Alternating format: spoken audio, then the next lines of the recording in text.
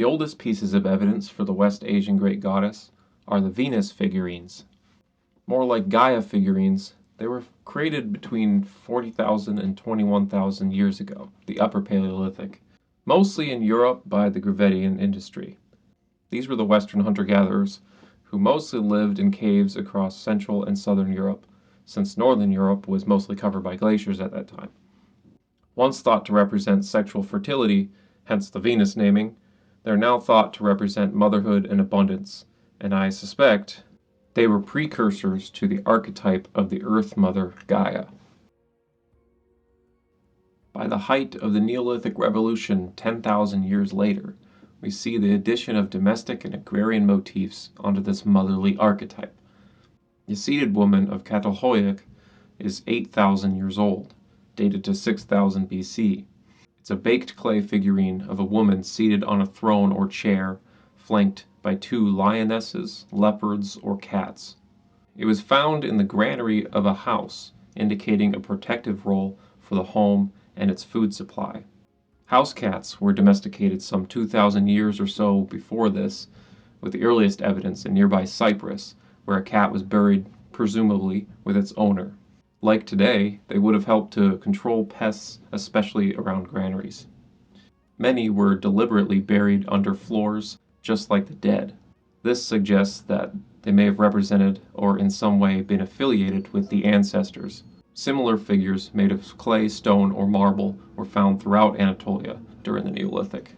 There is a through line from the Anatolian seated woman to the Phrygian goddess Cybele by the time of the Iron Age around 800 BC. She was depicted seated on a throne wearing a mural crown, which looks like city walls, and flanked by two lions. So by now we're quite confident that she's a queen, and not just a domestic matriarch, and the lionesses, leopards, or cats have grown into powerful guardian lions. Phrygians themselves were originally from northern Greece or the Balkans in general, intermixing with the Thracians, and only entered Anatolia around 1200 BC, at the onset of the Bronze Age collapse.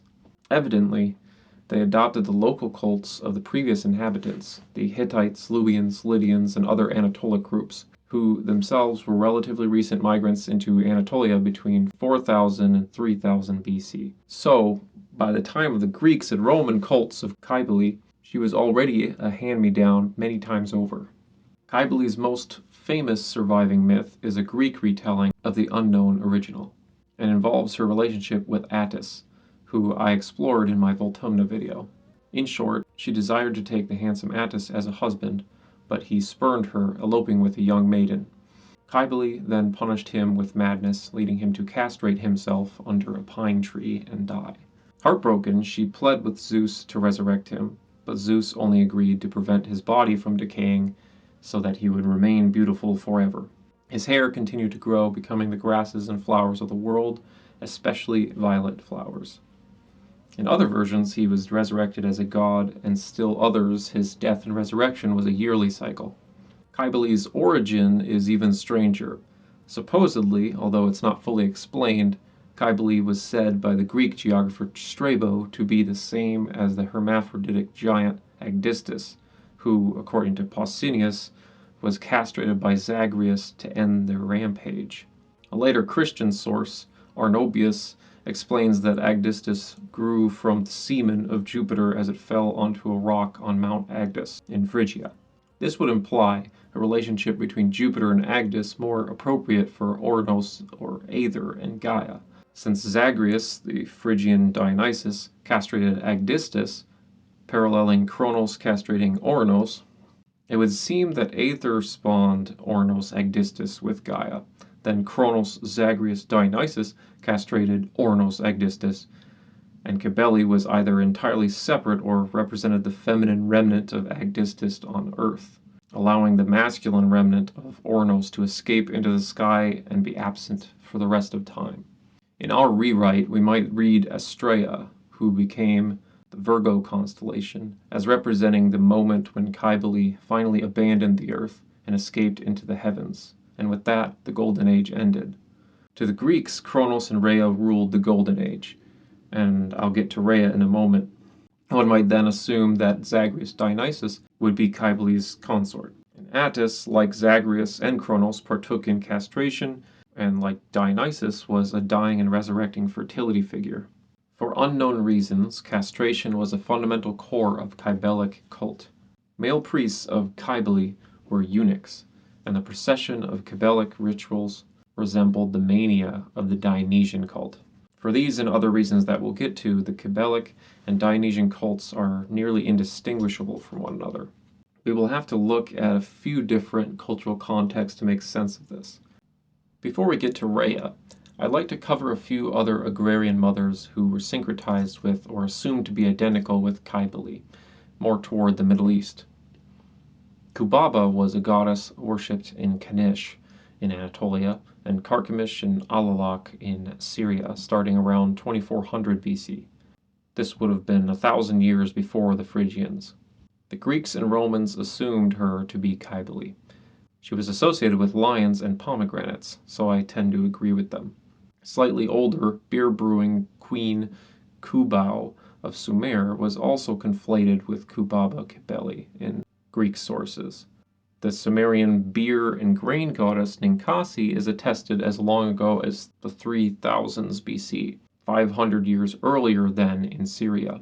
If Kubaba was at the center of a Ninkasi-adjacent beer cult in Sumer, that would explain the spread of similar beer grain goddesses like Ceres and maybe Kubaba in Syria in the millennia following. Ceres, namesake of Syria, was another agrarian goddess associated with grain, beer, a throne, and the Virgo constellation. I have provided a map of her potential spread across the Mediterranean, and also in the other direction toward Mesopotamia.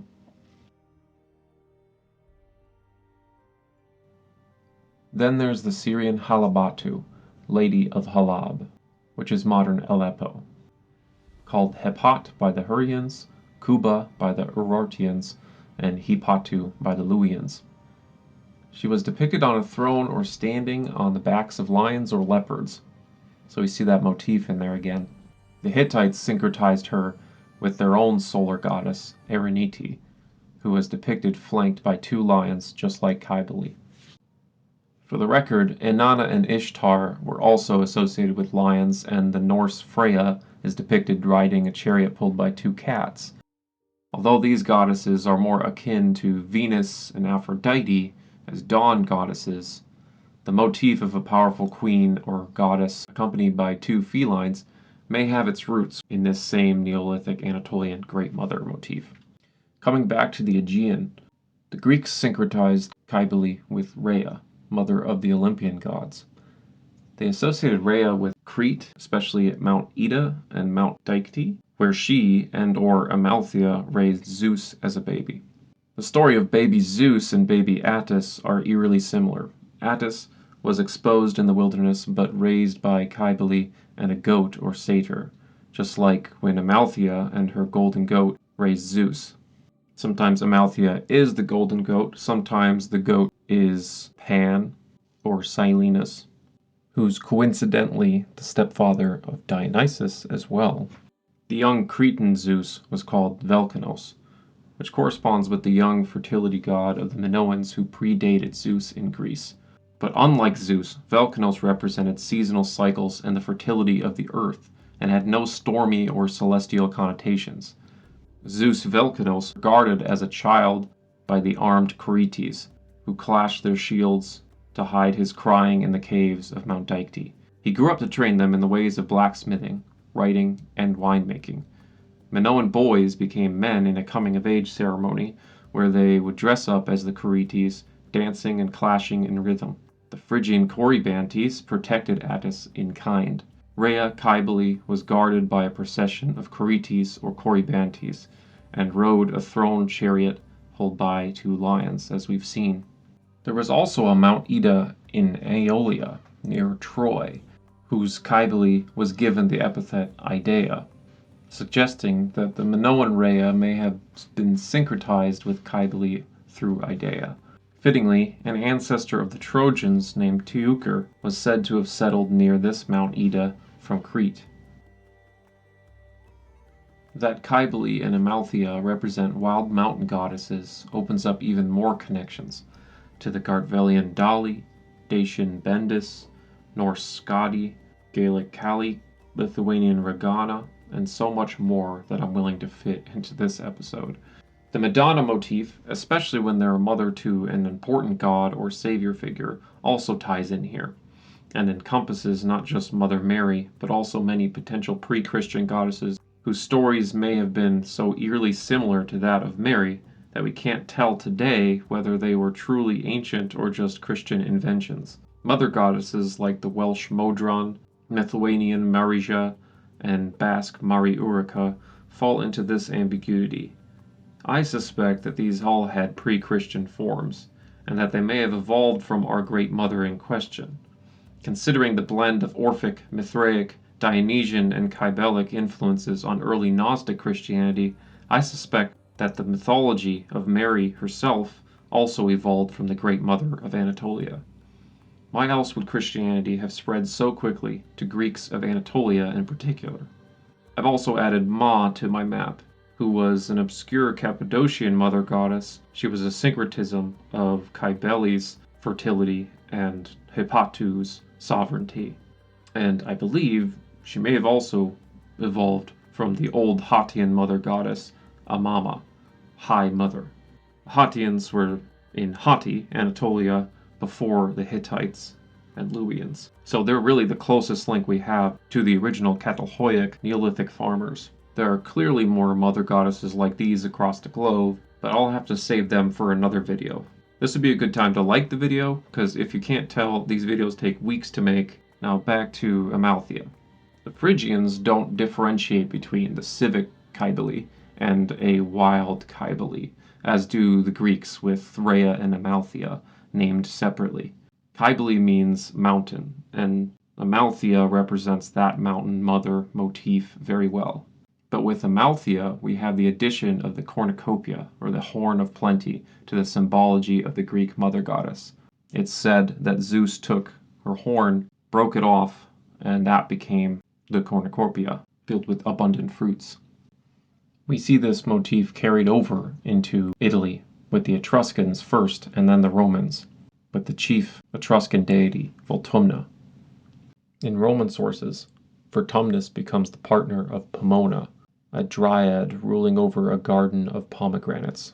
The Roman Rhea was called Ops, whose name means opulence, the same meaning as copia, plenty, and abundantia, abundance, two other Roman goddesses who are synonymous with Opus in all but exact name. For my research, Opus's name derives from an Italic or Indo-European root for opulence, but that doesn't mean the great goddess was Indo-European, only that Italic Indo-Europeans gave their own name to a local agrarian goddess. The Etruscans, however, didn't have a direct equivalent of Rhea Opus, at least that most can tell. They had a Saturnus, though, in Satres, and Satres seems to have been a Greek import of Satyr, which the Etruscans blended with Kronos. This is a curious detail, making one wonder whether Opus, in the Etruscan context, raised Voltumna with Satres, or if Voltumna and Satres may have been conflated. It's important to note that Velchanos may have been both the son and partner of Rhea in Crete, just as Zeus in the Orphic sources was said to have married Rhea and she became Demeter, or Cybele was the grandmother of Attis. Incest was another, albeit ooky, aspect to the great goddess motif. The cornucopia was also adopted by other Aegean deities back in Greece, like Tyche, Irene, and Carpo. The Horae, including Carpo, greeted Aphrodite at a beach on Cyprus, which implies that the Horae were from Cyprus. This aligns with the theoretical homeland of the first Neolithic settlers of the Aegean. With them would have spread the first agrarian cities and civilizations in the Mediterranean. So it makes perfect sense that the Horae were associated with the agrarian calendar, and that Tyche had a distinct avatar in every single city. The Horae, of course, represent the hours, or the many different sections of the calendar, usually 3 or 4. representing seasons. Carpo was the season of fall or autumn, when harvest took place. That's why she holds the Cornucopia. And Carpo, I think, may have become Copia. Then there's Irene, who's one of the Charites, who have more of a relationship to Athens in particular. And she represents peace, but is also depicted with a cornucopia. Irene became Pax. Tyche, like Cybele and Rhea, is also depicted with the crown with city walls on it. In Rome, Tyche became Fortuna, and she's also depicted like a Madonna holding Plutus, the god of wealth, who the Romans adopted as Pluto, and the Orphic mysteries considered to be synonymous with Hades.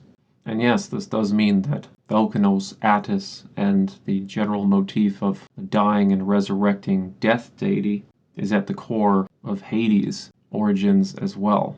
The Romans also referred to them as Dispater, a kind of opposite of Jupiter in the underworld, but is not given such a negative connotation. Instead, he represents the wealth of the earth. And this is part of the reason that the Ptolemaic deity Serapis was a syncretism of Hades and Osiris.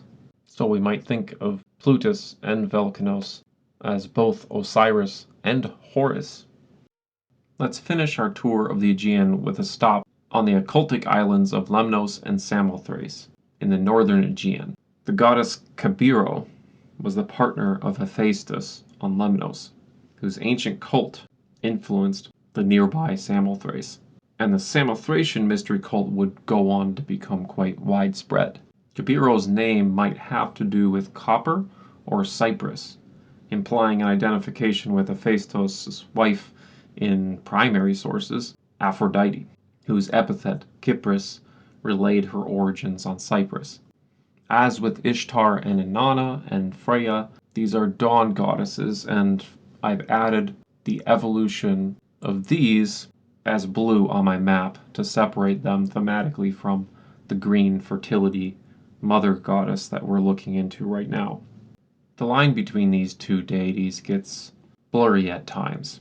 Atargatis and Dea Syria could be thought of as both agricultural, stemming from Sirach, or marine, stemming from Astarte. The dove symbology is a key giveaway that we don't really see in the Cybellic cult, but we do throughout all the Aphroditic cults.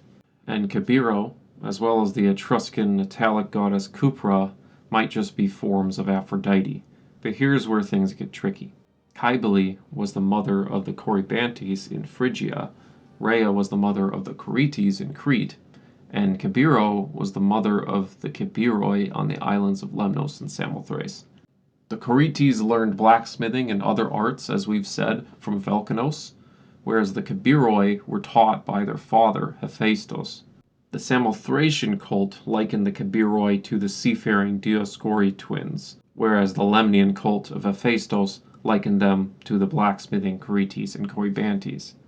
So I'm just not sure whether to err on the side of Aphrodite or Cybele in this case.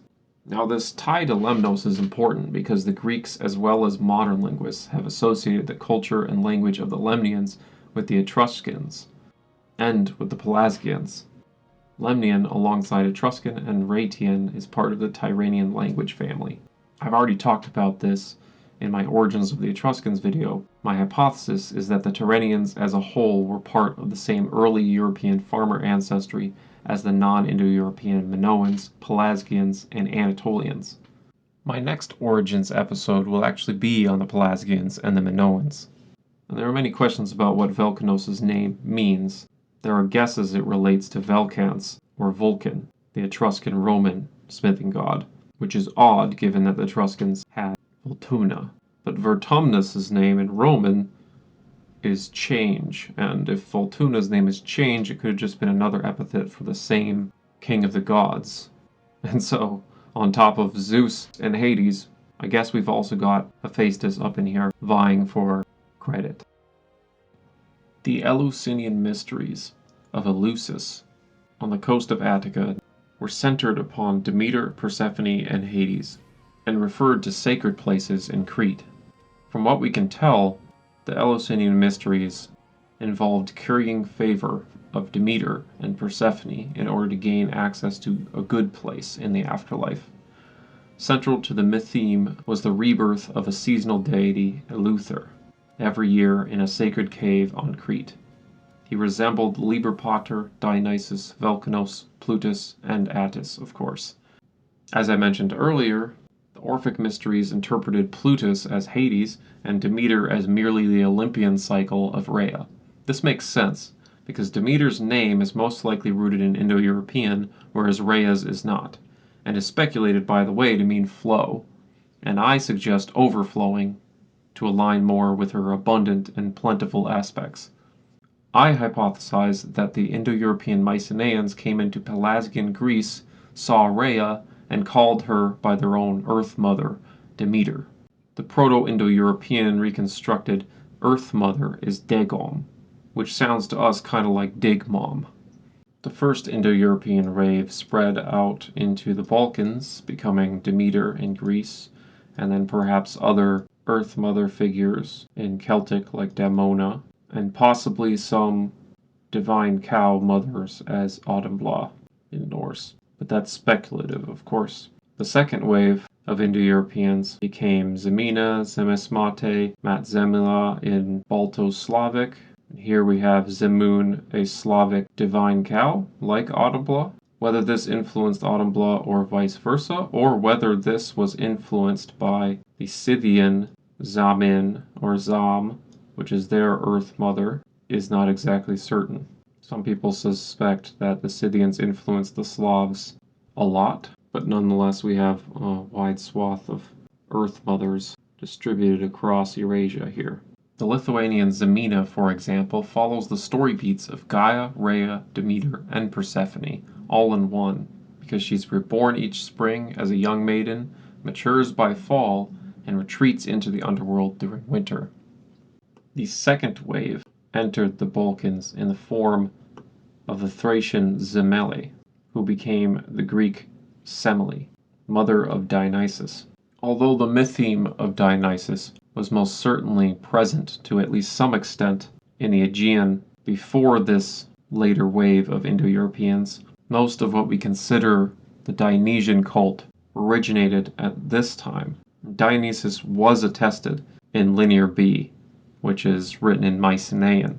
So the Mycenaeans had already adopted Dionysus and the cult to at least some extent by this point. Semele was euhumorized, like Dionysus, into a mortal and given a story beat where she bursts into flames upon seeing the true form of Zeus, which does kind of resemble some stories in Slavic and Baltic of Perun or Perkunas burning his partner Perkunili, or perhaps a greater stretch in Norse Farbauti burning the tree nymph Laufey with his thunderbolts, Zeus having a relationship etymologically to Perkunas in his epithet Terpikeranos. But clearly we can see Zeus is Indo-Europeanized at this point. He's not Velchanos at all. So we see a kind of weird layering of Dionysus on top of Dionysus on top of Dionysus, right? We even see the Etruscans adopt Semele in Semele, the mother of Fufluns, who is Bacchus. Semele also became the basis of semolina wheat in Tuscany for making pasta. The more you know. So here we have, at the end of all things, a pretty unwieldy map of potential evolutions and connections. Cybele, Rhea, West Asian Great Mother complexes.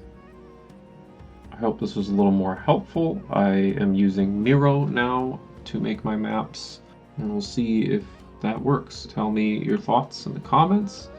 Any questions you might have, any interests in other deities you'd like to see mapped out.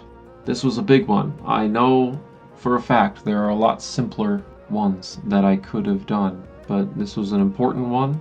Really the other half of my video on Voltumna. I think I might have to do another Voltumna one for the male counterpart to this goddess in all of its many forms. I've learned so much more since the last video. I'll be making an Origins video next, I hope, for the Pelasgians and Minoans. Really kind of 2-in-1 there. and the immense amount of research that went into this. See you next time. Bye.